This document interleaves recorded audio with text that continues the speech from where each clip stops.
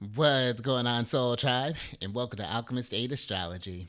Justin here, and bringing another little nugget to add to the Soul Tribe archive. And in today's video, I'm going to be talking about the moon in Scorpio in the third house. Now, so we're going to break this down. When we talk about that good old moon, the nature of the moon is closely associated with the body, how we were nurtured and nourished and it's that connection with the mother, that connection with the homeland, with possessions. It's that idea of how the fortune that we're allotted when we're thinking about with the moon, the city, the it's a very personal placement when we're thinking about that moon, the things that we're feeling in the body, both the physical things, the emotional things, and yeah, it's good to have work with that moon placement when we're talking about that. And then when we get to the sign to talk about Scorpio, Scorpio is traditionally ruled by Mars, and it is the fixed water sign, and it's nocturnal in nature, and one of the nocturnal signs. And when I think about Scorpio, there is this intense focus, I think, with Scorpio. I think that it's when Scorpio's on to something, they'll go. The fixed signs have that stamina to get down to the truth of things, to get down and find the secrets and all of that. I think there's a strong intuition with Scorpio, being able to notice those things. There's a force behind it. I think that Mars gives to Scorpio. I think a very strong introspective, and they can maybe be able to kind of hold those feelings, and to be able to work with, again, a concentration. I think that really comes with Scorpio. That's really incredible. And then when you talk about the third house, this in Hellenistic astrology was known as the house of the goddess. It's one of the Caden houses, and some of the themes that it covers are going to deal with like siblings. It can get into your relatives. So we're talking like aunts, uncles, cousins, grandparents, things along those lines. It can get into friends, your neighborhood, the area that you happen to live in, your neighbors. It's another thing that can come up with. There's a busy house. You can deal with like travel is another thing that shows up in the third house. Education is another thing. Communication is another one that pops up there. Trying to think what those are going to be pretty much the kind of the basic themes there for the third house. Now, when you're working with this placement, a few things to consider. You would have a Virgo rising by whole sign, and Mars is going to be the ruler. You're going to want to look to Mars to see what the condition of Mars is, because Mars is going to be in charge of this house and your eighth house, which deals with like your it deals with like mortality, the benefits from others, inheritances, and like the possessions of others, legal things, like we're talking like debts, loans, wills, things along those lines. So those are going to be some of the things that Mars rules. And then the moon is going to be responsible for your 11th house, which deals with like another house where friends comes up, friends, alliances, groups, in your hopes for a better life and things along those lines. That's where that 11th house comes in there. And another thing too, this is where the moon finds itself in its fall. So when a celestial body is in its fall, it's different than when it's exalted in Taurus. It's raised up in Scorpio. It's lowered down a bit, so it's harder for the moon to do its thing, for significators to come through.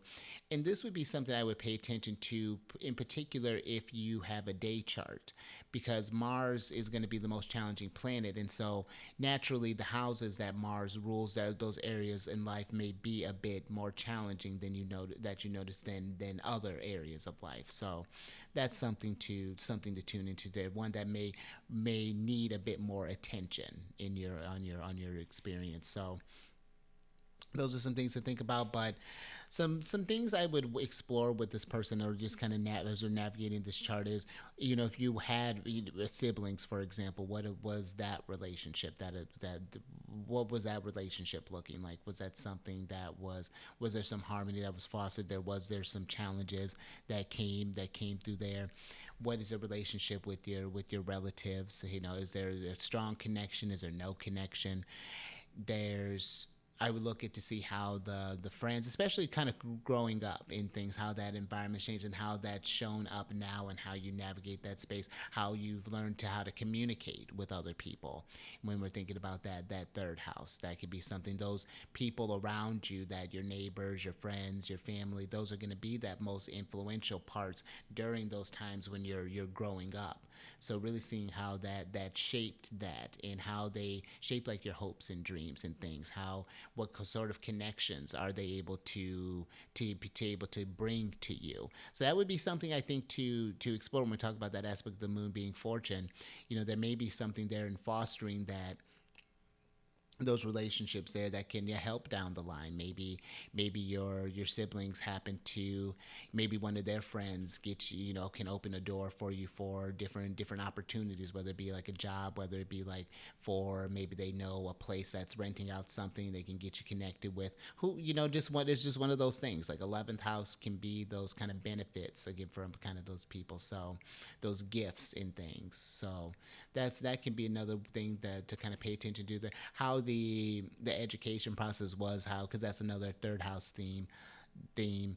How did that look coming up? How was the schooling process? Did you go to the regular public school? Were you homeschool, private school? Then all those things, and how that shaped that whole experience would be another thing to navigate. How did you associate with different groups and things? How did you find you were able to integrate? Were you one that was very gregarious, or were you one more of a moon in Scorpio? Maybe you're feeling a bit more reserved, a bit more, maybe more to oneself, kind of a bit more I don't want to say guarded, but just kind of just watching. I find water signs are just all water placements, are you're always watching.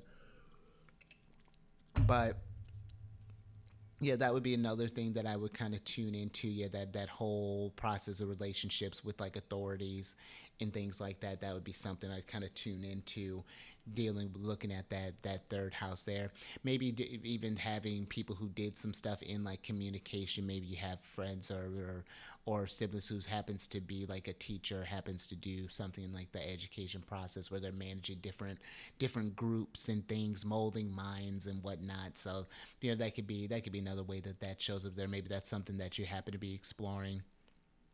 Maybe something with travel. Again, that's another third house theme. So thinking about that, maybe connections with like your how do you relate to movement, things like, do you find yourself always on the move, just like going here, there, a little bit everywhere. Maybe that's where you do some of your nurturing, is when you happen to be kind of traveling there. Just that being out on the road kind of helps you just kind of feel freer for a bit, that motion, and that's something where it's where third house and ninth house, the ninth house has gotten more of the foreign travel. But I've been exploring more so with Vedis Valens in his third house, the with the or in his delineations, the third house dealt with traveling abroad. So that may even be something that has that be explored. Like, was that something that you did, or did you have a sibling that's maybe traveled abroad, or maybe you've had friends who maybe come either traveled abroad or maybe even come from abroad. So that might be another thing too, or another thing that I would navigate there. I'm trying to think what else I would talk about with this placement.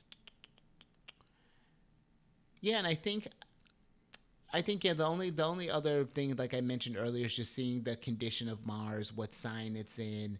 Is it forming a hard aspect with Saturn, the other malefic, or does it have benefics there? Is it in a sign of its exaltation or in one of its domiciles?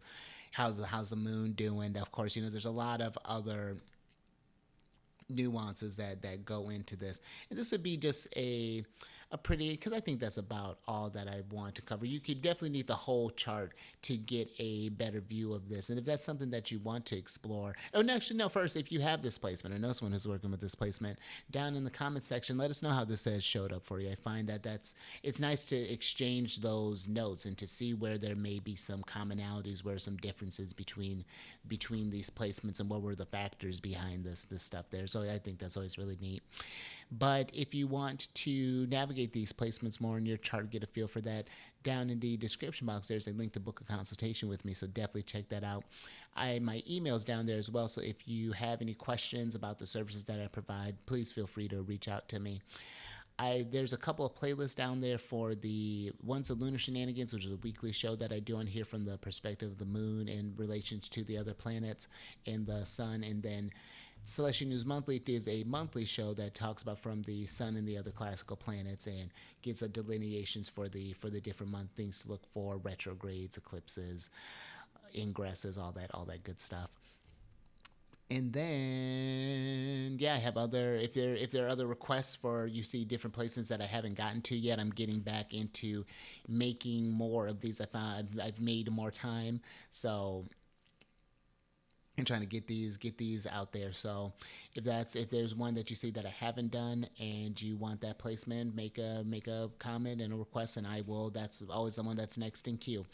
So yeah, and I'll let you usually know like if there's like a long list or not that I'm doing and when I'll have it out there. But yeah, that's all I got for you. So until next time, stay mindful out there. Keep raising that vibration through the roof. And I will catch you on the next one. Later.